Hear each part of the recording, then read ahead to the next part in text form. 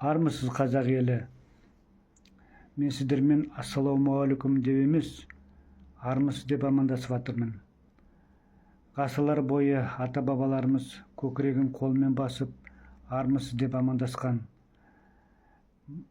11 ғасырда өмір сүрген Махмуд Қашғари түрік сөздігінде былай деп жазған: армысың деп амандасу, ол арың таза ма, ешкімнің ала жібін аттаған жоқсың ба, ешкімге қиянат жасаған жоқсың ба дегенді білдіреді. Оған бармысың деп жауап қайтарған. Бармысың деген өзіңнің де арың таза ма, ешкімнің ала жібін аттаған жоқсың ба дегенді білдіреді.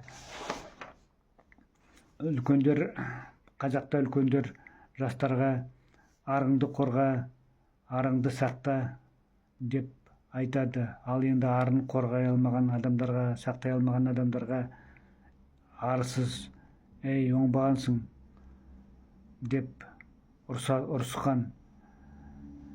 Мұндай амандасу салт Қобыланды батыр жырында 3-4 рет кездеседі. Дана қазақ бекер айтпаған: арым жанымның садағасы, жаным малымның садағасы деп. Дана қазақта амандасудың түр-түрі көп, әртүрлі жағдайда әртүрлі амандасқан. Оның бәрін қазір келтіре алмаймын, өйткені көп уақыт алады. Ал қазіргі қазақтардың ассалаумағалейкум, уағалейкумассалам деп амандасып жүргені, олар еврейдің шолом алейхим деген амандасуынан шыққан.